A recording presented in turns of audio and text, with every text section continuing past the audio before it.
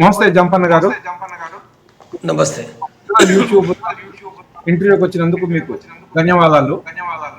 మంగళవారం ఉదయం Maoist leader కిడ్మా encounter అయ్యారు. మారేడుమిల్లి ఫారెస్ట్ లో మేము కూంబింగ్ చేస్తూ ఉంటే ఎదురుపడ్డారు, కాల్పులు జరిగినాయి. మేము ఎన్కౌంటర్ కాల్పులు జరపడంలో మొత్తం ఒక 6 మంది చనిపోయారని పోలీసులు వర్షం. అయితే సిపిఐ కొత్తగూడెం ఎమ్మెల్యే కొమ్మినేని సాంబశివరావుతో పాటు మరికొంతమంది హక్కుల సంఘాల నేతలేమో లేదు, అది ఎన్కౌంటర్ కాదు, వీళ్ళందరినీ ఎక్కడో పట్టుకుని ఇక్కడ తీసుకొచ్చి వేసేసారు వాళ్ళ వాదన. ఈ రెండిట్లో ఏది కరెక్ట్? మీ అభిప్రాయం ఏంటి? నిన్న 6 చనిపోయినరు. అవును, సేమ్ అదే అడవిలో, అదే జిల్లాలో, అల్లూరి జిల్లా లోపల అదే అడవి ప్రాంతంలో ఈరోజు ఉదయం కూడా మరొక 7 చనిపోయినరు. నిన్న సీసీ మెంబర్, రాష్ట్ర secretary, Dandakaranya secretary, battalion commander ఇడిమాతో పాటుగా 6 చనిపోతే ఈరోజు ఒక రాష్ట్ర కమిటీ మెంబర్ అంటే టెక్ శంకర్ అంటారు, అతను శ్రీకాకుళం జిల్లా చాలా కాలం నుంచి ఏఓబిలో టెక్నికల్ రంగంలో పనిచేస్తూ ఇప్పుడు ఈ మధ్య కాలంలో కూడా ఇక్కడ వీళ్ళ డీకే బలగాలతో సహా ఉన్నట్టున్నది. కాబట్టి అతను కూడా ఏంటంటే అతనితో పాటుగా 7 చనిపోయినరు. కాబట్టి 13 మంది ప్లస్ నిన్న అంటే విజయవాడ లోపల మొదట 10, 20 అని చెప్పి 70 మందికి, ఇంకా 70 మందికి ఎక్కువ కూడా పోవచ్చు. ఇవాళ కొంతమందిని రిమాండ్ కూడా పంపినట్టు కూడా ఇప్పుడు రీసెంట్ వార్తలు వస్తున్నాయి. వాళ్ళకాడ ఆయుధాలు దొరికినాయి, బాంబులు దొరికినాయి అంటూ చెప్తున్నారు. కాబట్టి మొత్తం కూడా ఏంటంటే ఇది ఒక కథ, ఒక కట్టుకథ నా దృష్టిలో. అంటే నేను ఎట్లా చూస్తున్నంటే మొట్టమొదటగా ఎందుకు నేను కట్టుకథ అంటున్నానంటే ఇప్పుడు ఎన్కౌంటర్స్ అనేటివి అవుతున్నాయో, ఒకటి ఇప్పుడు బెటాలియన్ లేదా ఇక్కడ వాళ్ళంతా కూడా దక్షిణ బస్తర్ ఛత్తీస్గఢ్లో భాగంగా ఉంటుండ్రు వీళ్ళు. కాబట్టి వీళ్ళు అంటే అడవి ప్రాంతము, ప్రజలు ఉన్న వాళ్ళని వదిలేసి అంటే ఇంతకంటే ఇంకా బలమైందేం కాదు అది. ఎక్కడికి పోయినా ఈ ఏది అల్లూరు జిల్లా ఇది విచిత్రమైంది. అది అంటే రోడ్లు దాటి, నదులు దాటి, తర్వాత అక్కడేదో పెద్దగా ఉన్నదన్నట్టుగా అసలు ఆ ప్రాంతంలో ఒక పార్టీ పని చేయలేక 10-15 సంవత్సరాల క్రితమే అక్కడి నుంచి వాళ్ళు షిఫ్ట్ అయినరు. అయితే వీళ్ళు చెప్పడానికి 6 నెలల క్రితం కూడా ఉదయ్ అరుణ చనిపోయిన మాట నిజమే. వాళ్ళు ఏఓబి లోపల ఒక నెట్టబడి వాళ్ళు అక్కడికి వెళ్ళిపోయినంత మాత్రం అది షెల్టర్ జోన్ కాదు అది. కాబట్టి అలాంటి దానికి పోయినరు అనేది ఇది ఒక చాలా విచిత్రమైన, అంటే ఇది అబద్ధంగా, ఇది ఫస్ట్ పాయింట్ బేసిక్గా. రెండో పాయింట్, సెకండ్ పాయింట్ నేను చెప్పేది ఏంటంటే ఒక బెటాలియన్ కమాండర్ ఆయనకు ఉండే బలగాల లోపల ఉండేది వదిలిపెట్టి చాలా అసలు 6 ఉండడము, 6 లోపల కూడా ఆయుధాలు ఏం దొరికినాయి? ఒక 12 బోరు, ఒక రివాల్వర్, ఒక పిస్టల్, ఇక 2 ఏకేలు కూడా అన్నారులే. అవి సరే అవి చూపించిరా లేదా పక్కకు పెడితే ఫ్యూజ్ వైరు ఇది ఏవో చెప్పాలి కాబట్టి లింక్ అదంతా చెప్పారు. కానీ అంటే ఇదంతా కూడా కట్టుకథ. ఇది సాధారణంగా బూటక ఎన్కౌంటర్ చేసినప్పుడు అల్లే కథలాగానే ఉన్నది తప్ప ఎవరికైనా అంటే తెలంగాణ కాదు ఆంధ్ర ప్రజానీకంలో కూడా వాళ్ళందరికీ చాలామందికి తెలిసింది. ఇది స్పష్టంగానే ఏ పౌర హక్కులు అవసరం లేదు, ఏ పార్టీలు అవసరం లేదు. నిన్నటి నుంచి అందరూ మాట్లాడుతూనే ఉన్నారు. కనపడంగానే పోలీసులు కూడా వాళ్ళు చెప్పలేరు, వాళ్ళ అంతరాత్మకు తెలుసు, అది అందరికీ తెలుసు. కాబట్టి ఈ బూటకం ఎన్కౌంటర్ అనేది చాలా స్పష్టంగా ఇది అర్థమవుతుంది. తర్వాత అయితే ఇంకా మరికొన్ని మన ఆధారాలు ఇప్పుడు వీళ్ళు దొరికిన 70 మంది దొరికినరు. 70 మంది దొరికితే మళ్ళీ అంటే వాళ్ళు ఉన్న వాళ్ళని చంపదలుచుకున్నారు కాబట్టి కొంతమందిని వాళ్ళని తీసుకొచ్చి మళ్ళీ అదే అడవి ప్రాంతాల్లో, ఎందుకంటే ఆంధ్రప్రదేశ్ లింక్లో ఉంది కాబట్టి అక్కడికి వాళ్ళ పాలసీ చంద్రబాబు ప్రభుత్వము దానికి అనుకూలంగా ఉంది. కేంద్ర యొక్క ప్రభుత్వ విధానాలకు అనుకూలంగా ఉండి చంద్రబాబు ప్రభుత్వం యొక్క విధానంలో భాగంగా వాళ్ళు చంపేయడం అనేది ఇక్కడ మనకు జరిగిందనేది చాలా స్పష్టంగా అర్థమవుతుంది. కాబట్టి ఇక్కడ అంటే మరి ఎందుకు ఈ 70 మంది పోయినరు అనేది అనుకుంటే, 70 మంది పోవడం అనేది ఉందో ఇది యాక్షన్ల కోసము చంద్రబాబును ఇంకెవరినో చంపడానికి పోయినది, ఇది ఒక పెద్ద కట్టుకథ. అంటే నమ్మటానికి ఏంటంటే గతంలో చంద్రబాబు పైన సరే యాక్షన్ చేసింది ఒకటి ఉన్నది. తర్వాత నెక్స్ట్ కూడా సరే వాళ్ళు మావోయిస్టులు కొంత కోపంగా ఉంటారు కాబట్టి చంపుతారు అనేది కొంత ఉండొచ్చు, అది అది ఉంటుంది. కానీ నేను చెప్పే విషయం ఏంటంటే ఒకవేళ యాక్షన్ చేయాలనుకుంటే మావోయిస్టు పార్టీ 3 లేదా 4తోటే యాక్షన్ టీం పంపుతారు. వాళ్ళు 3 లేదా 4, ఎక్కువ 5, 6. ఎందుకంటే ఎక్కువ మంది పోలేరు, చేయలేరు. అంటే ఒక టార్గెట్ బయట ఉన్న వాటిని చేయడానికి 50 మంది 70 మంది చేసేది కాదు, అడవిలో చేసినట్టుగా అంబుషులు చేసేది కాదు అది. కాబట్టి ఇది ఇక్కడ 1 మినిట్. కాబట్టి ఇది ఏదైతుందో ఇది కట్టుకథ. అంటే ఈ 70 మంది కూడా ఏంటంటే వీళ్ళు ఎందుకు వచ్చిందనంటే వాళ్ళు ఏదో సంథింగ్ సెటిల్, అంటే వాళ్ళ పార్టీ నిర్ణయం ప్రకారంగా అడవి లోపల తిరగలేని ఒక పరిస్థితి లోపల వాళ్ళు మరి ఏదో ఒక రకంగా ట్రాప్లో పడి సెటిల్ కావడానికి విజయవాడలో అవుతారా, ఆ నుంచి తమిళనాడు పోతారా, ఎక్కడెక్కడికి పోతారో ముందైతే మాత్రం అక్కడ ఫస్ట్ పోయి ఉండి తర్వాత కూలి పనులు చేసుకోవాలి 6 నెలలు ఏడాది. వీళ్ళ నాయకులైనా అంటే ఇప్పుడు ఏమీ చేయలేరు కాబట్టి 6 నెలలు ఏడాది కొద్దిగా రిలాక్స్ అయితే మళ్ళీ ఆలోచించుకుందామని దాంతో పొయ్యి ఉంటారు అనేది ఏందో వాళ్ళ పార్టీ సర్క్యులర్ ప్రకారంగా చెప్తున్నాను నేను. వాళ్ళ పార్టీ సర్క్యులర్ కానీ వాళ్ళ యొక్క ఆచరణ కానీ నాకు ఆధారాలు, అంటే వాళ్ళ పోయిన సంవత్సరం నవంబర్లో బట్టి వాళ్ళు సర్క్యులర్ రాసుకున్నారు సెటిల్ కావాలి. రెండవది దాని యొక్క ఉదాహరణ కూడా ఏంటంటే రామచంద్రారెడ్డి సత్యనారాయణ రెడ్డి కూడా రాయపూర్ బిలాసపూర్లో పోయి అక్కడ వాళ్ళు సెటిల్ అయ్యే క్రమంలో అరెస్ట్ అయ్యి చనిపోయినరు. అంటే ఇది ఒక బూటకే వెనుకుంటారు, అది కానీ బూటకే వెనుకుంటారే, ఇది కూడా బూటకే వెనుకుంటారే. కాబట్టి ఇది ఏదైతుందో చట్టానికి భిన్నంగా అంటే ఈ రకంగా చేయడం అనేది ఇది అప్రజాస్వామ్యం, ఇది చట్ట వ్యతిరేకమైనది. అది ఏపీ సీఎం చంద్రబాబు నాయుడు గారికి వ్యతిరేకంగా ఏదైనా యాక్షన్ చేద్దామని వాళ్ళు ఆంధ్రాకి వచ్చి ఉంటారనే ప్రచారం ఏమైనా ఉందా? మీ దగ్గర సమాచారం ఏమైనా ఉందా? అలాంటిది సమాచారం ఏమీ లేదు. వాళ్ళు అంటే చాలా అంటే కష్టంగా అక్కడనే గత 2 సంవత్సరాల కాంచి ఏ యాక్షన్ చేయలేకపోయారు. గత 2 సంవత్సరాల కాంచి అంటే మీరు ఏదో ఒక ఇన్ఫార్మర్ చంపడం అవి తప్ప వాళ్ళకి ఆ శక్తి బయట అంటే వాళ్ళను వాళ్ళు రక్షించుకోవడమే ఒక పెద్ద సమస్యగా మారింది. ఇక్కడి నుంచి వాళ్ళ యొక్క ట్రీట్మెంట్ల సమస్య, వాళ్ళ అనేకమైన సమస్యలు ఉన్న పరిస్థితిలో బట్ట వాళ్ళు ఏ యాక్షన్కి ఇప్పటికిప్పుడు పోయే పరిస్థితి అది లేదు. ఏమన్నా పోతారు అనుకుంటే ఒకరిద్దరు ఒక రివెంజ్గా సస్తున్నాము కదా, రివెంజ్గా అంటే రివెంజ్గా చేస్తే చేయొచ్చు, అంటే రేపు కూడా చేయరా అన్నట్టు రివెంజ్గా 2-3 వచ్చేసి తమ చస్తే చచ్చిపోయినాము కాబట్టి బాంబులు పెట్టుకొని కూడా తమ శరీరానికి బాంబులు పెట్టుకొని పేల్చుకొని చచ్చిపోవచ్చు, లేకపోతే రివాల్వర్ పిస్టల్ పట్టుకొని వచ్చి చెయ్యరని నేనేం చెప్పను. ఎందుకంటే మావోయిస్ట్ పార్టీ ఉన్నది ఇంకా. రేపు ఎక్కడైనా అది ఆంధ్రలో కావచ్చు, తెలంగాణ కావచ్చు, మహారాష్ట్ర కావచ్చు, ఢిల్లీలో కావచ్చు, ఏమీ చేయగలరని నేను చెప్పను. కానీ ఇది ఈ 70 మంది రావడం అనేది ఇది పూర్తిగా ఇది కరెక్ట్ కాదు. అది హిట్మా స్థాయి నేతకు ఉండే వ్యక్తిగత భద్రత ఎలా ఉంటుందండి మావోయిస్ట్ పార్టీ? ఇడ్మా ఎప్పుడైనా ఆయన ఒక బెటాలియన్ అంటే 250 ఉండే, ఇప్పుడు 200 ఉండొచ్చు. వాళ్ళ బెటాలియన్ సంఖ్య లేదా బెటాలియన్ కాకుండా ఇతర బలగాలు కూడా వివిధ సందర్భాల్లో వాళ్ళు కలిసి ఉంటారు కాబట్టి ఆయనకు ఒక రక్షణ సమస్య అనేది ఏమీ లేదు. అంటే 3 కంపెనీలు లేదా 2 కంపెనీలు ఉంటాయి, బలగాలు ఉంటాయి కాబట్టి ఎప్పుడు 3-5 తోటి ఉండే సమస్య ఏమీ లేదు. అది నిరంతరం ప్రొటెక్షన్లే ఉంటాడు ఆయన ఎప్పుడైనా. కాబట్టి ఇప్పుడు హిడ్మాకి రక్షణగా ఎంతమంది ఉండవచ్చు సుమారుగా?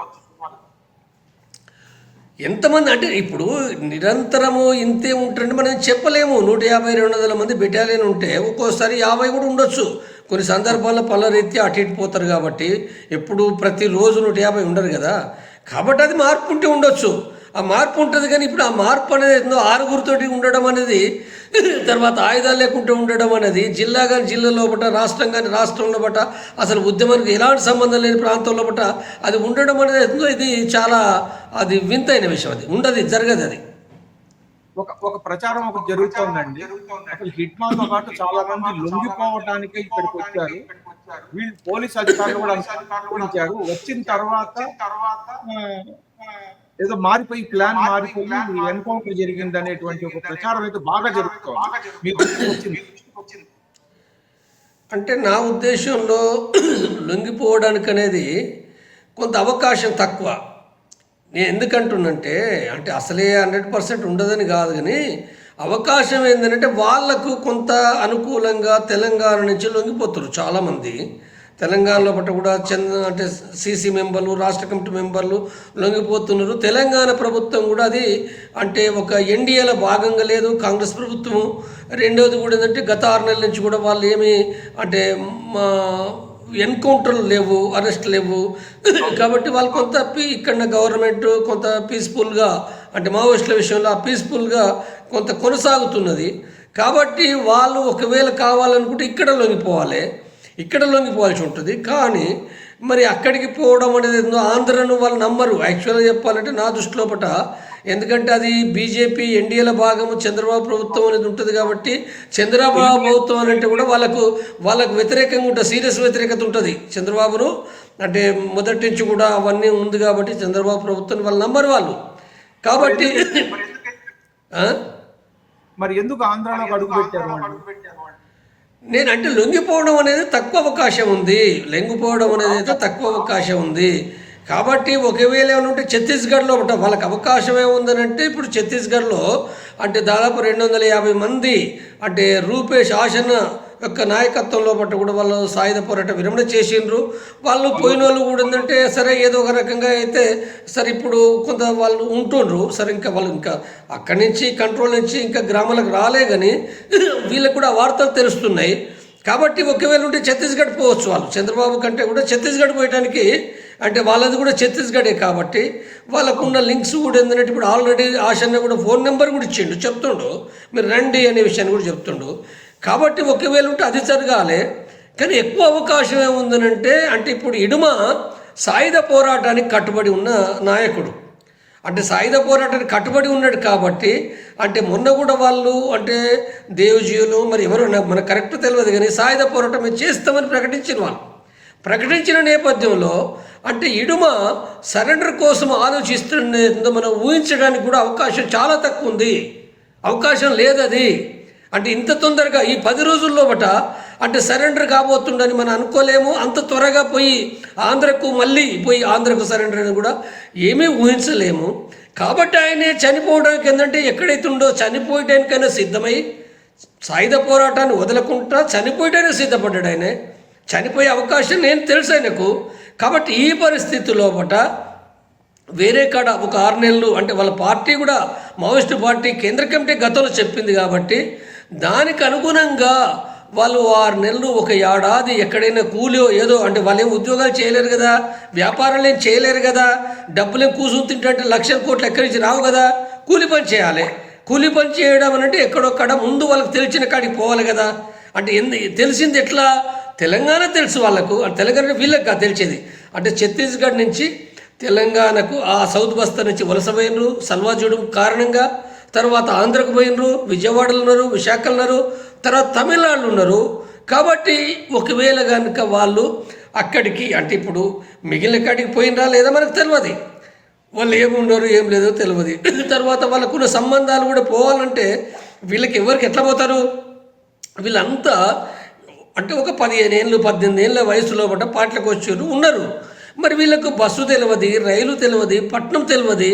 మరి ఇవన్నీ తెలియనప్పుడు వాళ్ళకి సంబంధాలు ఎక్కడైతే వాళ్ళకి ఏ సంబంధాలు అంటే ఇప్పుడు ఇక్కడ తెలంగాణలో ఏటూ నగరం పక్కపట్టే ఉన్నది. మరి ఆడ కూడా అంటే ఇప్పుడు ఈ కోయ వీళ్ళ దాంట్లో కూడా ఆడ కూడా ఇన్ఫార్మర్లు ఉన్నారు. ఏదైతే దక్షిణ బస్తు నుంచి ఆదివాసులు వచ్చారో దాంట్లో కూడా ఇన్ఫార్మర్లు ఉన్నారు. మరి ఆంధ్రలో ఉన్నారు, తమిళనాడులో ఉన్నారు. ఇన్ఫార్మర్లు అంటే ప్రభుత్వమే ఆర్గనైజ్ చేసింది అది. కాబట్టి మరి వాళ్ళకి అర్థం కాకపోవచ్చు. ఎందుకంటే వాళ్ళ చుట్టూ కూడా ఇప్పుడు ఇవాళ మావోయిస్టుల చుట్టూతా వాళ్ళకి తిండి పెట్టేటోళ్ళు, మందులు తెచ్చేటోళ్ళు, లేకపోతే ఫోన్లో మాట్లాడి వాళ్ళకి అనుకూలంగా హైదరాబాద్ నుంచి మాట్లాడే వాళ్ళు కూడా నేను వాళ్ళు నమ్ముతుండ్రు. హైదరాబాద్ నుంచి మాట్లాడే వాళ్ళు కూడా ఎవరు ఏజెంట్లో ఎవరేంటో వాళ్ళకి తెలియదు. ఒక అవసరం ఏదైతే ఉందో అంటే దాదాపు అంటే ఎంఎల్ పార్టీల చరిత్ర కూడా నాకు తెలుసు. ఎంఎల్ పార్టీల చరిత్ర తెలుసు. మావోయిస్టు ఎప్పుడైతే బలంగా ఉన్నప్పుడు నష్టాలు తక్కువ, బలహీనపడ్డప్పుడు అవసరాల కొద్దీ అంటే అవసరాలు మీదకి వస్తాయి, మందుగోలి కావాలి, ఎవరు ఇవ్వాలి? ఎవడోడు దొంగో లంగో ఎవడో తెచ్చిచ్చినోడు వాడే మంచోడు అనుకుంటారు. వాళ్ళకి బట్టలు కావాలి, లేకపోతే ఇంకోటి కావాలి, ఒక అనివార్యతకు నెట్టబడి ఉన్న పరిస్థితి. కాబట్టి ఈ అనివార్యతకు నెట్టబడ్డప్పుడు మరి వాళ్ళకు ఆంధ్ర నుంచి లింకు మేము తీసుకుపోతాం, మేము చేస్తామని ఎవరెవరు ఏం చేసిరో తెలియదు. కాబట్టి ఈ మొత్తం లింక్ లోపల కూడా ఏంటంటే వాస్తవంగా అదంతా కూడా ఒక ట్రాపు. ఈ ట్రాప్ లోపల వాళ్ళు చిక్కపోయినరు, వాళ్ళు చనిపోయినరు.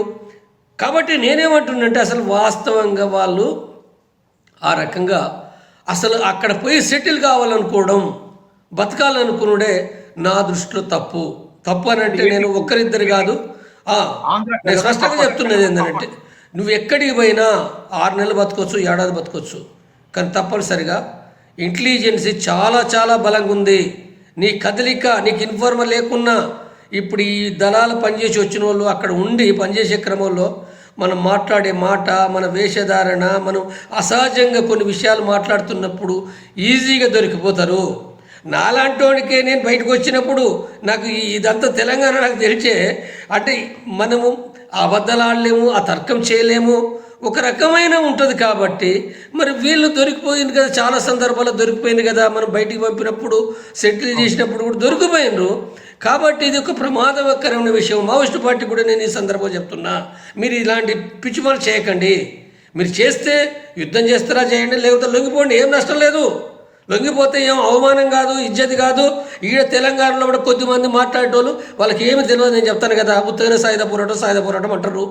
ఆ సాయుధ పోరాటానికి అర్థం లేదు, వాళ్ళకి దీర్ఘకాలిక యుద్ధం తెలియదు, సాయుధ పోరాటం తెలియదు, అసలు సమాజం మొత్తం విశ్లేషణ కూడా. అంటే మాకేమైనా అంటే జంపన ఇంత మాట్లాడు మాకేం తెలియదు అని వాళ్ళ కోపాలు రావచ్చు. వాళ్ళ కోపాలు వచ్చినా నేను చెప్పేది ఏంటంటే వాళ్ళకు తెలియని విషయాలు చాలా ఉన్నాయి. ఈ మొత్తం సమాజం ఉంది, ఈ టెక్నాలజీ ఉంది, కమ్యూనికేషన్ ఉంది, ఒక భయానకమైన పరిస్థితి. మరి అది ఉన్నది కాబట్టి అందరూ లొంగిపోతున్నారు కదా. కేంద్ర 40 ఏళ్ళు 50 ఏళ్ళు పనిచేసిన వాళ్ళు ఎందుకు లొంగిపోతున్నారు అంటే నిర్బంధం ఇలా కొత్తగా వచ్చిందా? 40 ఏళ్ళ కాంచి లేదా? వాళ్ళకి తెలియదా? ఎన్కౌంటర్లను చూడలేదా? ఈ ఎన్కౌంటర్ల గురించి ఇక్కడ వాళ్ళు పెద్ద బోధన చేయాలన్నా? వీళ్ళకి ఏం తెలుసు? వీళ్ళకు వాళ్ళు అన్నీ అనుభవించిండ్రు, అందరూ అనుభవించిన వాళ్ళ పైన వీళ్ళు ఏదో పాఠాలు చెప్తే ఈ పాఠాలు వాళ్ళు లోపల ఉన్న మావోయిస్టులు నేర్చుకోవాల్సిన అవసరం లేదు. కాబట్టి సరే వీళ్ళు ఏం చెప్పినా నేను మావోయిస్టు పార్టీకి చెప్తున్నాను, నేను మీరు ఆలోచించండి, మీరు నిర్ణయం తీసుకోండి. ఏం అవమానం కాదు. మీరు వచ్చి మీరు ఇక్కడ ప్రజల్లో పనిచేయండి. ప్రజలంటే ఇప్పుడు ఇవాళ వెంటనే చైతన్యం చేయాలి. కాబట్టి ఇది మీరు అంటే అనవసరంగా చనిపోవడం ఎందుకు? నేను అనేది ఏంటంటే మీరు అనవసరంగా చనిపోకండి. చేస్తారా? మీరు సాయుధ పోరాటం విజయవంతం చేస్తాను అనుకుంటే నమ్మకం ఉంటే చేయండి. విజయవంతం చేస్తామేమో ఈ దేశంలో. అంటే ఏం చేయాలని కాదు, మీకు నమ్మకం ఉంటే చేయండి. నమ్మకం లేకపోతే సరెండర్ కాండి, ఏం నష్టం లేదు. సరెండర్ అంటే ఎవరికి కాలు మొక్కలేము, ఎవరికి దండం పెడతలేము. కాబట్టి ఆలోచించండి అనేది నేను చెప్తున్నాను. ఇప్పుడు తుపాకీ కొట్టడం ద్వారా రాజ్యాధికారం అనేది ఒకప్పుడు నక్సల్స్ లేకపోతే మావోయిస్టు ఇప్పుడు ఆ తుపాకీ కొట్టాలంటే దాదాపు మావోయిస్టు ముగింపు దశకు వచ్చేసింది. అంటే వీళ్ళు ఏ తుపాకీ కొట్టాలంటే మావోయిస్టులు నక్సల్స్ నమ్ముతున్నారు, అదే తుపాకీ కొట్టం వాళ్ళు అంతం చేసేస్తుంది ఉద్యమాన్ని కానివ్వండి, మావోయిస్టు పార్టీ మొత్తాన్ని. మీరు ఎలా చెప్తారు? ఇప్పుడు తుపాకీ కొట్టడం ద్వారా రాజ్యాధికారం వస్తుంది అనేది ఇది మార్క్స్ చెప్పలే, ఎంగెల్స్ చెప్పలే, స్టాలిన్ చెప్పలే, లెనిన్ చెప్పలే. అంటే తుపాకీ అంటే అంతిమంగా వస్తుంది అనేది వేరు. అంతిమంగా ప్రజలు చైతన్యవంతమైనప్పుడు, ప్రజలు తిరుగుబాటు చేసేటప్పుడు తుపాకులు పట్టవచ్చు, హింస చేయొచ్చు, అది ఏదైనా జరగవచ్చు ప్రజలు తిరుగుబాటు చేసేటప్పుడు. కానీ నేను అదే చెప్తున్నా, నేను ప్రజలు తిరుగుబాటు సిద్ధమైనప్పుడు వాళ్ళ ఆయుధాలు పడతారా?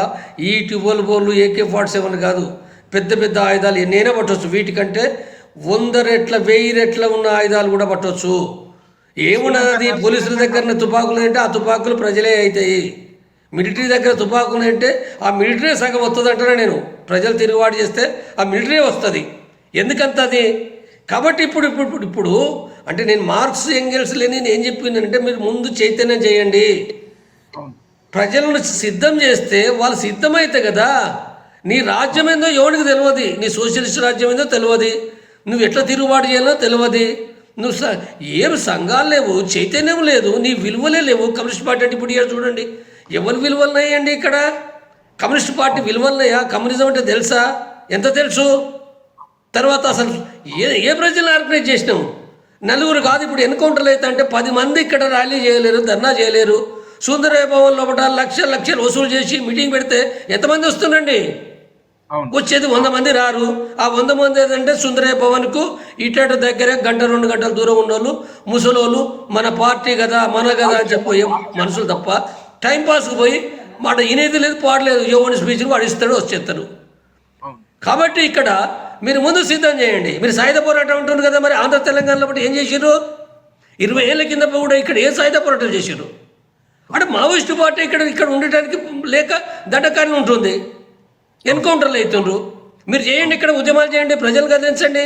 ఇప్పుడు కూలీ సమస్య పైన చేయండి, రైతుల సమస్య పైన చేయండి, కార్మికుల పైన చేయండి, విద్యార్థుల పైన చేయండి. వచ్చే సమస్యలనే కదా మిమ్మల్ని ఎవడాపుతాడు? మీరు ప్రజలను కదిలించండి. మీరు ఏం ప్రజలను కదిలించారు? మరి సాయుధ పోరాటం ఎవడు చేయాలి? సాయుధ పోరాటం చేయాలంటే ప్రజా సంఘాలు పెట్టాలి, ప్రజా ఉద్యమాలు చేయాలి, ఇక్కడి నుంచి రిక్రూట్ కావాలి.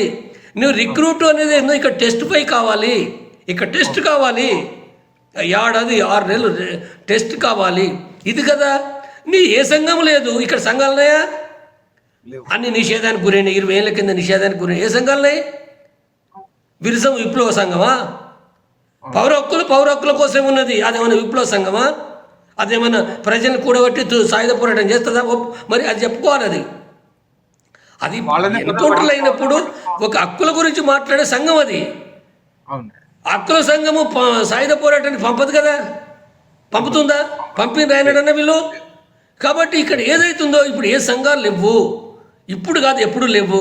మరి ఏది లేకుంటే ఎక్కడికి పోతారు? సోషల్ మీడియాలో కూడా సాయుధ పోరాటం అని కొంతమంది అంటారు, సుందరయ్య భవన్లో అంటారు, లేదా వరంగల్లో కూడా పెడితే అంటారు. ఏంటి దాని లాభం ఏంటిది? మావోయిస్టు పార్టీకి ఏమన్నా పోతారా? సాయుధ పోరాటం చేస్తారా? కాబట్టి ఇక్కడ ఇది సిద్ధాంతంలోనే లోపం ఉందంటారు. నేను సిద్ధాంతం లోపం అని అంటే, ఇప్పుడు ఒకనాడు ఒక గ్రామాల్లో కూడా భూస్వాములు ఉన్నారు, ఒకనాడు ఉన్నారు. ఏది రాజ్యము? బూర్జువా రాజ్యం. నేను ఇక్కడ 2 డిఫరెన్స్ చేస్తున్నా. నేను మనకు 47లో కూడా వచ్చింది బూర్జువా రాజ్యము. నేను స్పష్టంగా చెప్తున్నా, 1947లో వచ్చింది. దాన్ని వీళ్ళు భూస్వామ్య రాజ్యం అన్నాడు. పరమ తప్పు, అశాస్త్రీయం, అన్సైంటిఫిక్ అని చెప్తున్నాను నేను. చాలా విషయాలు రాసిన నేను. ఇది బూర్జువా రాజ్యం, ఇది పెట్టుబడిదారి రాజ్యము. అయితే బూర్జువా రాజ్యం కాబట్టి 550 రాజ సంస్థానాలను రద్దు చేసింది. 550, 1 కాదు 2 కాదు. ఒక్క నిజాం సంస్థానం కాదు నేను చెప్పేది. నిజాం సంస్థానం రద్దు చేయడమే కాదు, దేశంలో 550 ఫ్యూడల్ సంస్థానాలు, రాజరిక సంస్థానాలు రద్దు చేసింది. అంటే అది భూస్వామ్య అంటే ప్రభుత్వం అయితే మరి అది ఎందుకు చేసినట్టు? తర్వాత అది ఫ్యూడల్ రాజ్యం అయితే మరి ఈ దేశంలో రాజ్యాంగం ఎందుకున్నట్టు? ఈ దేశంలో చట్టాలు ఎందుకున్నాయి? ఈ దేశంలో కోర్టులు ఎందుకున్నాయి? ఈ దేశంలో పుట్ట మరి ఎన్నికలు ఎందుకు జరుగుతున్నాయి? ఈ దేశంలో చట్టాలు ఎందుకున్నాయి? కాబట్టి ఇవన్నీ అయితే అంటే ఇప్పుడు వీళ్ళు ఏం మాట్లాడతారు? ఇవన్నీ కూడా ఏంటంటే బోగస్ అవునా కదా? బూర్జువా రాజ్యం అంటే గట్టి ఉంటాయి ప్రపంచంలో. బూర్జువా రాజ్యం అంటే నీ సమానత్వం ఉండదు, సోషలిజం ఉండదు మొత్తం ప్రపంచంలో. ఇప్పుడు అమెరికాలో ఏం జరిగిందండి? డిఫరెన్స్ ఉండొచ్చు, ఇతర దేశాలు ఏం జరిగింది? వీళ్ళకి ఏమైనా తెలుసా పెట్టుబడిదారు రాజ్యాల గురించి? పెట్టుబడిదారు రాజ్యం అంటేనే అది డిఫరెంట్ ఉండొచ్చు. ఇక్కడ కులం ఉంది, మతం ఉంది కాబట్టి కొంత డిఫరెంట్ ఉండొచ్చు. కానీ పెట్టుబడిదారు రాజ్యం కాబట్టి అవి రద్దు చేయడం జరిగింది. అయితే నెహ్రూ వచ్చిన తర్వాత కానీ ఇందిరాగాంధీ తర్వాత కానీ గ్రామీణ ప్రాంతంలో భూస్వాములు ఉన్నారు, అంతటా లేరు. కొన్ని ప్రాంతాల్లో తెలంగాణలో కొంత ఎక్కువ ఉన్నారు, ఆంధ్రలో కొంత తక్కువ ఉన్నారు, వేరు ప్రాంతాల్లో కొంత మార్పులు అయినాయి. కానీ ఆ తర్వాత అవన్నీ మార్పులు పోయినాయి కదా. ఇప్పుడు ఇలా భూస్వామ్యం అంటే అర్థం తెలుసా వీళ్ళకు? 50 ఎకరాలు ఉండగానే భూస్వామి కాదు, అది కౌలు సిస్టమ్. కౌలు భూస్వామ్య పద్ధతి అంటే ఒక కౌలు సిస్టమ్ పైన ఒక రైతు అంటే ఆ భూస్వామి ఏ పని చేయకుండా ఆ కౌలు ద్వారా లాభాలు పొందుతూ తను అక్కడ పెత్తనం చేసేటోడు, ఆర్థిక రాజకీయ పెత్తనం చేసేటోడు వాడు భూస్వామి. మరి ఇప్పుడు ఎవడు చేస్తుండు? ఎక్కన్నాడు? కౌలు పద్ధతి కాదు కదా. ఇవాళ ఏమో మార్కెట్ పద్ధతి వచ్చింది. వాడికి 50 ఎకరాలు ఉండొచ్చు, వాడు మెషిన్లు పెడుతుండు, వాడు వర్కర్స్ను పెడుతుండు. వాళ్ళు వర్కర్స్, కౌలు రైతులు కాదు. కౌలు సిస్టమ్ కొంత ఉంది, కానీ వాళ్ళు ఏడాది చేస్తారు, 2 ఏళ్ళు చేస్తారు, అది 2 ఎకరాలు 4 ఎకరాలు. కానీ ఎక్కువ యంత్రాలు వచ్చేసినాయి, పెట్టుబడిదారి పద్ధతిలో వ్యవసాయం వచ్చింది, పెట్టుబడిదారి పద్ధతిలో కూడా జరుగుతుంది. భారతదేశంలో 60 కోట్ల కార్మిక వర్గం ఉంది, వాళ్ళని దోసేది పెట్టుబడిదారి వర్గము. తర్వాత విద్యార్థులను దోసుకునేది పెట్టుబడిదారి వర్గం. నారాయణ చైతన్య కాదు, పెట్టుబడిదారి వర్గం వల్ల దోసుకుంటుంది. వ్యాపారులు ఉన్నారు, చిన్న వ్యాపారులు ఉన్నారు, కిరాణా దుకాణం ఉంది, మెడికల్ షాప్ ఉంది, చిన్న బట్టల షాప్ ఉన్నది. వాళ్ళు పెద్ద గుత్త సంస్థల కింద దోపిడీకి గురవుతున్నారు. మార్వాడి బేగం బజార్లో పుట్టిన హోల్సేల్ వ్యాపారం మాత్రమే కాదు, అంటే డీమార్ట్ లాంటి, మెట్రో లాంటి, రిలయన్స్ లాంటి హోల్సేల్ వ్యాపారం ఉంది, కొత్త సంస్థలు. ఇవి మాత్రమే కాదు, ఆన్లైన్ వ్యాపారాలు ఉన్నాయి. వాళ్ళు దోపిడీకి గురవుతున్నారు. చిన్న సాధారణ ఉద్యోగులు అంటే పోలీసులు కూడా వాళ్ళ శత్రువులు కాదు. వర్గపరంగా నేను వర్గపరంగా చెప్తున్నా, వాళ్ళు పొమ్మట వస్తున్నారు, అది వేరే విషయం. కానీ కాబట్టి ఈ ప్రజలు, శ్రామిక వర్గ ప్రజలు, ఆదివాసులు ఎవరి చేత దోపిడీకి గురవుతున్నారు? ఈడ గనులన్నీ కొల్లగొట్టేది ఎవడు? భూస్వామ్య, పెట్టుబడిదారా?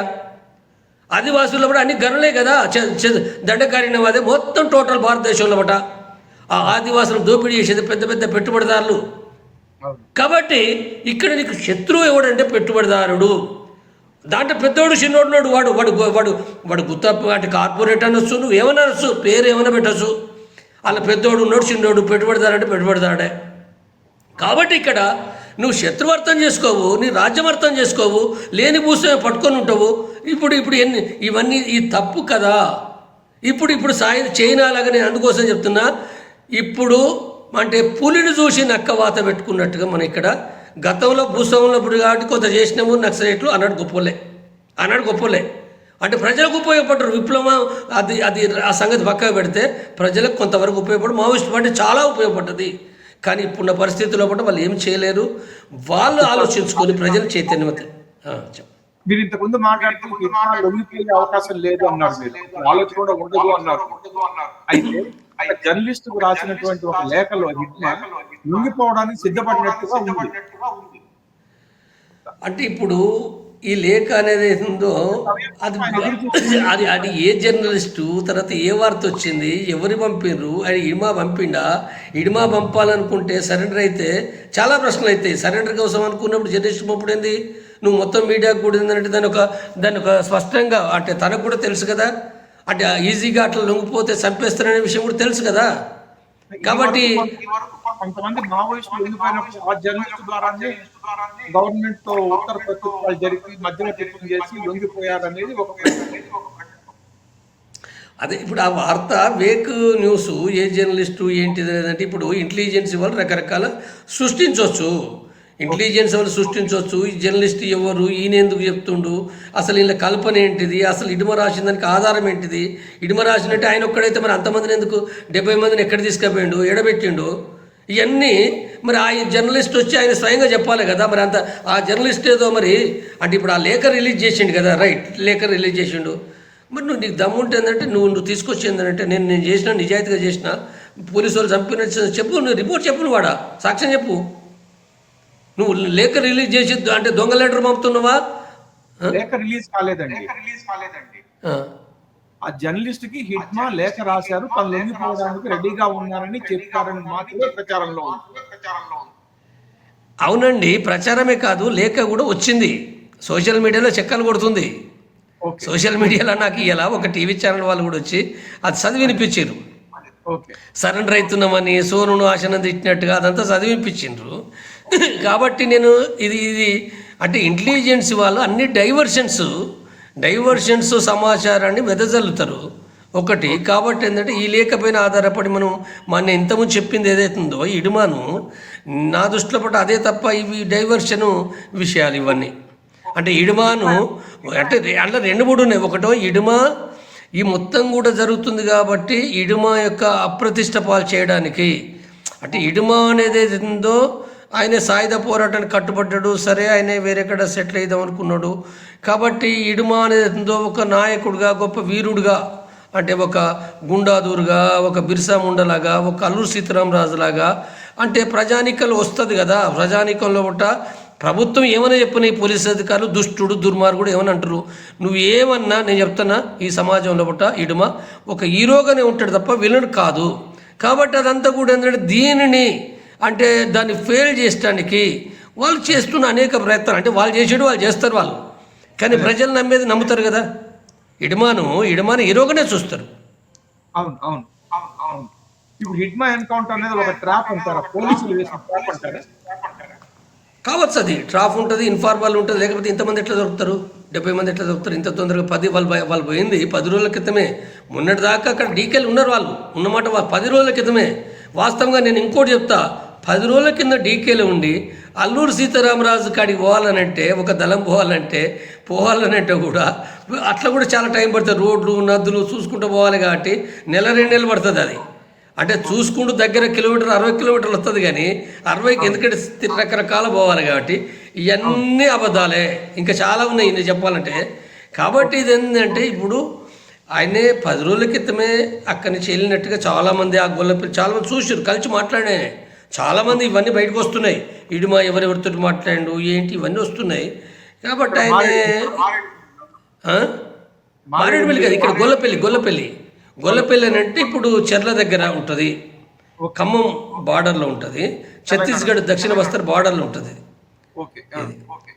కాబట్టి అట్లా ఆయనే అంటే ఇప్పుడు రకరకాల ఏజెంట్స్ ఎవరు ఏం చేసిండ్రు, ముందు ఏం చేసారు, తర్వాత ఏం చేసారు, తర్వాత అంతా వాళ్ళకి తెలుసు. ఇంటెలిజెన్స్ వాళ్ళకు వీళ్ళు బయటికి వెళ్ళిన విషయాలు ముందే తెలుసు, వాళ్ళకు బయటికి వెళ్తున్న విషయాలు తెలుసు. అంటే అప్పుడే చేయకుండా ఒకరు పోతారు కదా, ఒకేసారి అందరు పోరు కాబట్టి ఒక్కొక్కరు అక్కడ రప్పించి ఇప్పుడు చెప్తున్నారు కదా, అక్కడ ఇంటి ఓనరు ఎవరెవరు చెప్తారు, ఇన్ని రోజుల కింద ఉన్నారు, 2 రోజుల కింద ఉన్నారు. అసలు వీళ్ళు పోతే వాళ్ళకు ఒకరు టిఫిన్ తెచ్చిపెట్టుడేంది, వాళ్ళకు అన్నం తెచ్చిపెట్టుడేంది, ఆ బిల్డింగ్లో ఉండుడేంది, ఇదంతా పెద్ద కథ. ఈ కథ అంతా కూడా అది మామూలు వాళ్ళు ఎవరు చేయలేరండి. ఈవెన్ పార్టీ అభిమానులు కూడా అంత రిస్క్ తీసుకుని, ఎందుకంటే వాళ్ళ ప్రాణాలు కూడా ఉంటాయి కాబట్టి ఎవరు రిస్క్ తీసుకుంటారు? ఆ రిస్క్ తీసుకోరు. దాదాపు ఏంటంటే అది ముందే ట్రాప్, ఆ ట్రాప్ లోపల వీళ్ళు చిక్కపోయారు. వీళ్ళు ఒక రకంగా అది తెలివి తక్కువతనమే. సరే వాళ్ళు యుద్ధం లోపల, ఇప్పుడు ఆయన తెలివి తక్కువ అంటే యుద్ధం లోపల నెంబర్ 1. కానీ పట్టణాలు తెలివాయి కదా, ఈ మనసులో మాయామర్మాలు ఇంత లోతు తను అర్థం చేసుకోలేదు, ఈ మాయమాల అర్థం చేసుకోలేదు కదా. అవునండి. ఫోన్ కాల్ వచ్చింది.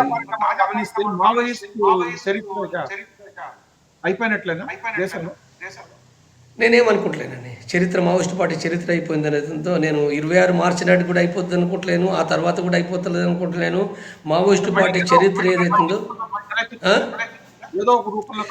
చరిత్ర ఎవరిది పోదండి. భగత్ సింగ్ చరిత్ర పోయిందా? భగత్ సింగ్ చనిపోయిండు, భగత్ సింగ్ చరిత్ర పోయిందా? చరిత్ర అంటే ఎవరిది పోతుంది? చరిత్ర ఎట్లా పోతుంది? తర్వాత దేశంలో భవిష్యత్తులో దేశంలో ఉంటుందా అనేది వాళ్ళపైన ఆధారపడ్డది. మనం ఏం జడ్జిమెంట్ ఇప్పుడు ఇవ్వలేను, నేనేమి ఇవ్వలేను. వాళ్ళు అంటే ఇప్పుడు వాళ్ళు అనేకమైన పద్ధతులు ఉన్నాయి, రూపాలు ఉన్నాయి, విధానాలు ఉన్నాయి. నేను అంటే ఈ సందర్భంగా వాళ్ళు ఆలోచించుకుంటే, వాళ్ళు చాలా ఆలోచించుకుంటే వాళ్ళ చరిత్ర గొప్ప చరిత్ర అది. ఈ దేశంలో అంటే ఈ ప్రపంచంలో లేని ఒక గొప్ప మావోయిస్టు పార్టీ చరిత్ర, ఒక 50 సంవత్సరాలు వాళ్ళు ఉద్యమాలు కొనసాగించిన చరిత్ర, గొప్ప చరిత్ర, అనేక త్యాగాలు మధ్యలో ఒకటి నిలబడ్డ చరిత్ర. దాన్ని దేనితోటి కూడా పోల్చలేము. తెలంగాణ సాయుధ పోరాటాన్ని కూడా దీనితోటి 10 పైసల వంతు కూడా పోల్చలేను, 10 పైసలు కూడా పోల్చలేను. కాబట్టి దాని గురించి నేను చెప్పాలనుకున్నప్పుడు దీని విశేషణాలు ఏంటో నేను మరొక సందర్భంలో చెప్తాను. కాబట్టి వాళ్ళ ఆ చరిత్రను ఇప్పటికైనా కాపాడుకోదలుచుకుంటే, వాళ్ళు ఆలోచించుకుంటే, వాళ్ళు తప్పనిసరిగా వాళ్ళ విధానాలు మార్చుకుంటే తాత్కాలికంగా వాళ్ళు ఎవరు కొన్ని విమర్శలు పెట్టవచ్చు, తెలిసి తెరవడం పెట్టవచ్చు, కానీ వాళ్ళు కాపాడుకోదలుచుకుంటే వాళ్ళ చేతిలో ఉన్నది అది. అదే నేను వాళ్ళకు విజ్ఞప్తి చేస్తున్నాను. ఓకే, ధన్యవాదాలు జంపని గారు. యూట్యూబ్ ఛానల్ డిస్కషన్ వచ్చాను. ఓకే.